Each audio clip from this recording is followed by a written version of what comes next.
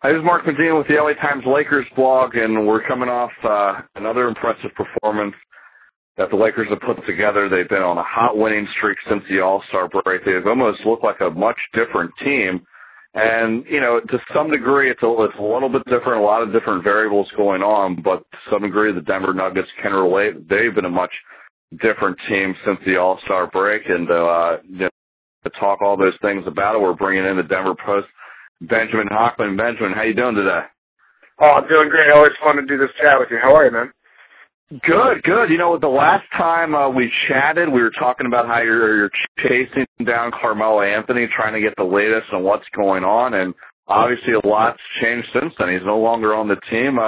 How's that changed everything since then? It's been unbelievable with the Denver Nuggets. I'll tell you, everyone from the team owner to the beat writer, myself, has just kind of been refreshed and rejuvenated. The melodrama, as they call it, was kind of a black cloud over the Nuggets for months, and everyone's just kind of taking a deep breath, and the team's been playing great. They've been buying into actually defending players, which has been fun to watch, and they've been winning ball games because of that.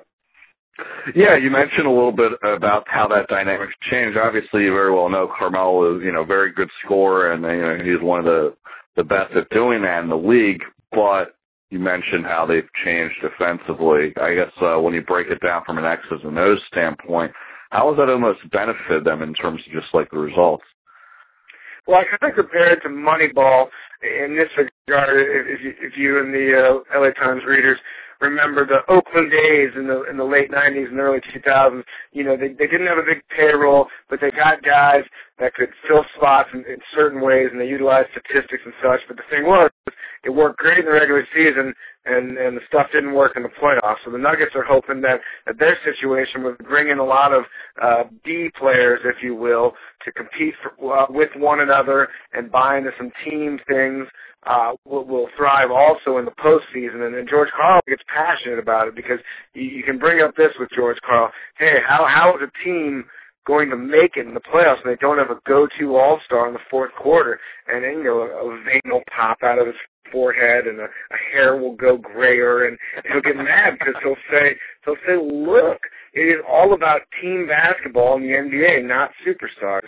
And then a critic would say, well, Coach, look at every champion basically besides that 04 Pistons team. Every championship team had one, if not two, super duper stars on it. But George Karl is buying into this team thing, and so far the Nuggets are doing well. You talk to some of these stat guys like Wayne Winston or John Hollinger, these guys that really look beyond the average statistics to get some real telling statistics, and they say that right now, besides your Lakers in LA, the Nuggets are one of the best teams in basketball right now.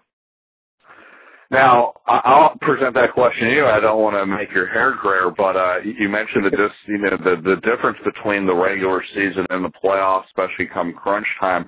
How do the Nuggets go about adjusting to that when that moment comes? Yeah, it's going to be really interesting to see how the Nuggets approach the postseason. And the fact, I'll tell you this, Mark, what's made the Nuggets so exciting and so successful since the trade has been these two words, camaraderie and competition.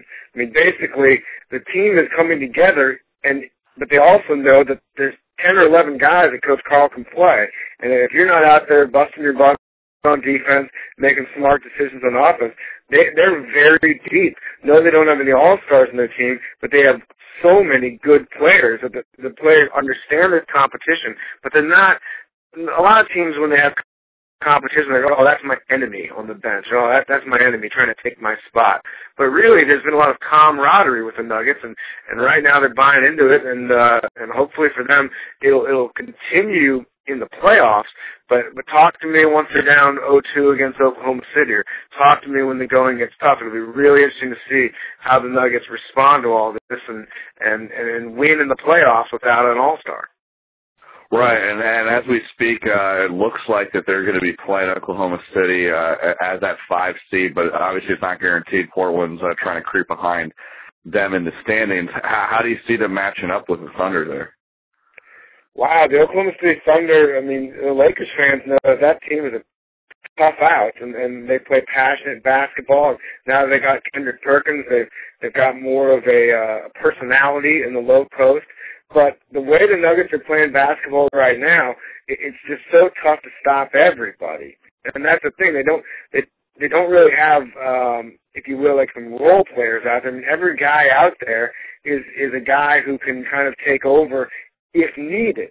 But the fact is, there's not that one guy to take over. So I guess what I'm rambling about is that if you shut down Aaron Aflalo, if you shut down Gallinari, well, you also have Wilson Chandler out there. You also have Raymond Felton out there, Ty Lawson. I mean, and the names go on and on. So it's you can kind of look at the Nuggets through a different lens and have a different, I guess, description of them. But the fact is, heading into the playoffs against Oklahoma City, a team they've battled very hard the last few years, I think the Nuggets have a chance of winning this series, even if the Thunder have home court advantage.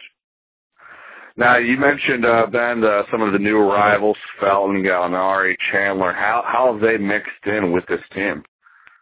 Well, I mean, Gallinari, it's just been fun having him around so I could say, didn't you look at Gallinari, in my Italian accent, which has been a lot of fun. He's a guy, the thing I've kind of said on radio and in articles around Denver is ask 5 people who the best player on the Nuggets is, and you'll get 5 different answers, which is crazy to think that a playoff team would have that. Normally, it's obvious who the best player is. Like, you look at I guess the Lakers, for instance, it's definitely Devin Ebanks. So when you look at the Nuggets, or Derek Character, there's always that ongoing debate. There is that debate indeed, but no, in my opinion, it's Devin Ebanks and the Tonight Show band. But when you look at the Nuggets, man, I mean, they just have so many. I don't know. What was your question? I don't remember the question. I was trying to figure out, and I've learned that you have the strong Italian accent, but I was trying to get around. Oh yeah. We talked about what the Melo departure has done, but on the same note, they've gotten some players, and you mentioned Felton, Gallinari, and Chandler. I was wondering how they've meshed in. Yeah, the meshing has been great. Gallinari, my favorite name to say. I think he could end up being the best player on the Nuggets ultimately. Where he was in the Eastern Conference, so fans in Denver and fans in Los Angeles didn't get to see him too often. But we're talking about a guy who's not just an outside shooter. People kind of pigeonhole a guy in their head. Oh, he's a low post player. He's an outside shooter. But Gallinari is a versatile player, and he gets to the basket. He's really good at just kind of bulldozing towards the basket, and statistically, he's one of the best free throw shooters among forwards and just among all players in the NBA. So he's a weapon in that regard. He'll be a great player for the Nuggets for years to come.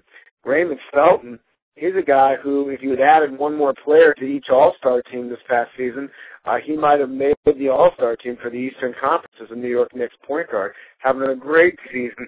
He's a bulldog out there. Coach George Karl refers to him as the team's Mike Singletary, playing linebacker, just the gritting his teeth, and every play is the biggest play, and also making plays.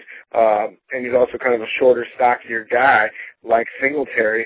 And then when you look at the other acquisition they got, Wilson Chandler, another guy who's not the casual fan doesn't really know who he is. They're like, wait, Tyson Chandler? Are you talking about Chandler Bing? Who are you talking about? But no, we're talking about Wilson Chandler. And here's a guy who's one of the better shooters on the Nuggets, a guy who can create his own shot. He has a really high release. So when defending him, he's tougher to block a shot because he just releases the ball so high and so confidently. And he plays some defense, too. So the Nuggets got a lot of good parts in that trade, and it's going to help them in the playoffs. We're talking with the Denver Post, Benjamin Hochman. You can follow him at Twitter at Nuggets News. And, Ben, we've been talking about, what the Melo departure has done for the Nuggets and how they've adjusted. But I think one of the byproducts of that I don't think has gotten enough attention is how this has affected you. You had some exposure with sprinting down to track them down during that morning shoot-around that led to a race that you had, and I was wondering if you could take us through everything that happened. Well, look, I cover the Nuggets for the Denver Post. Aaron Lopez covers the Nuggets for Nuggets.com. I have always referred to him as Aaron Slopez because he says he could beat me in a race, and clearly I'm the fastest sports writer in these United States. Now, I'm not going to go north. I know there's a guy from the Toronto Star that's pretty fast, but at least in America, I think I'm the fastest sports writer. So Lopez challenges me to a race where they put it on Nuggets.com and DenverPost.com. They bring out the Nuggets strength and conditioning coach and the cameraman, and they're following us around, and it's pretty fun. Hopefully you can post it on the LA Times website. I even do a Kirk Gibson impersonation for you 88 Dodgers fans, and it was a heck of a race. I heading into it, I just had a feeling I would win the thing, not only because of athletic ability, but because my ever-growing belly, as I say, is just a few inches closer to the finish line. So I figured I had that going for me, but as you'll see, it came down to be a definite close race, and I came in second. Well, I understand. I mean, you also shaved your legs for the aerodynamics. That didn't help you out? I thought it would, like it did for all those Olympic swimmers, but it just backfired. Now I just look ridiculous. Well, I'm glad he didn't get hurt. That's the bottom line here. That's true. One other player that's I guess that's been a little bit concerning about that's Aaron Afalo, the UCLA product. What's been the approach with, I guess, resting him? Because I guess there's two respects that you can kind of view this from. Obviously, the Nuggets want to have him as healthy as possible for the playoffs. But, you know, there's also the whole idea behind just trying to continue to get momentum and also protect the lead they have against Portland. Yeah, it's a fascinating debate if you're the Nuggets trainer or the Nuggets coach or even Aaron Afalo, too. He's back at it, and he'll be out there against his hometown Lakers. Definitely defending Kobe Bryant, or at least trying to. Aaron Afalo is key to the Denver Nuggets. I'm telling you, here's a guy who's having a breakout year for the UCLA fans listening. Your guy's doing well. Now, in the past, he's been known strictly for his defense and maybe that corner three when Melo was being quadruple teamed and he looked to find something, he'd find Afalo in the corner. But now Aaron Afalo is creating his own shot. He's confidently driving to the basket, and he's a key part of the Nuggets offense. But yeah, he got this hamstring injury, and those things linger, and the Nuggets are trying to be cautious with it. And look, if it comes back, if he re-aggravates it against the Lakers on Sunday, I could see the Nuggets just keeping them out until the end of the season, because the games that are most important are the games that have not been scheduled yet, the playoff games. Right. And given that uncertainty, how do the Nuggets adjust with that, you know, specifically with matching up with the Lakers? Man, that's the thing is when you go against the Lakers, it's all about speed versus size. The Nuggets have that speed, and the Lakers have that size. Well, I could see a guy like Chris Anderson, the Birdman, being a key factor in this game for Denver. He was playing abysmally, if that's an adverb, prior to maybe a month ago. And then once that trade happened, and the Nuggets brought in Timofey Mozgov, who has one of my favorite first names, Timofey, Timofey. I call him Timofey Mozgov, and he doesn't get the reference. But when you look at him, he shows up. He was starting for the New York Knicks, a starting NBA center. And Birdman was kind of rejuvenated by it. You know, we talk about camaraderie and competition. Well, competition showed up, and Birdman knew he had to step up his game because he could not rest on his laurels. He could not fall back on the 2009 playoffs, knowing that they had another center right there ready to go. And he's been playing great, blocking shots. And as we say around Denver, we've seen more Bird and less Chris, which has been good. And the Nuggets are going to need him in that game against your plethora of posts. Yeah, and I'll put a brief rundown on how the Lakers have done since the All-Star break. You know, a lot of the factors that have gone into that resurgence has been obviously just the rest and the energy level in terms of, you know, how the Lakers are viewing games, but also Andrew Bynum's been huge defensively. Ron Artest seems not as lost as he was before. And then you have Kobe Bryant being a lot healthier. He's cranking up the playoff intensity, and then Pau Gasol, Lamar Odom are maintaining that consistency. And lately, it seems like they've kind of developed an identity of toughness with Bynum getting an injection for flagrant foul, Fisher throwing an elbow. Matt Barnes and Steve Blake got into it with Jason Terry against Dallas. So all those elements that are in the Lakers' favor, how can Denver what can Denver do to, pull an upset on them? Well, it's going to be tough, but they're going to need to be tough, if I can sound like a cliche on a poster. When you look at the Denver Nuggets, they've had a lot of battles with the Lakers over the past few years. Now, of course, the Nuggets are a new-look team without Chauncey and Melo and such, but guys like Kenyon Martin and Aflalo are still out there for Denver. And these are guys that look at the Lakers as the rival, as the bad guy. You want to knock down the champs, and the Nuggets need a win against the Lakers just as much as the Lakers need a win against the Nuggets. Now, they are competing against each other on the court, but really the Lakers are competing with the Spurs and Mavericks, and the Nuggets are competing with the Thunder and the Trailblazers, if you will, in the standings. But nevertheless, once the ball's tipped up, you got to get that win, and you got to do it against the team you're currently playing, not the team you're battling in the standings.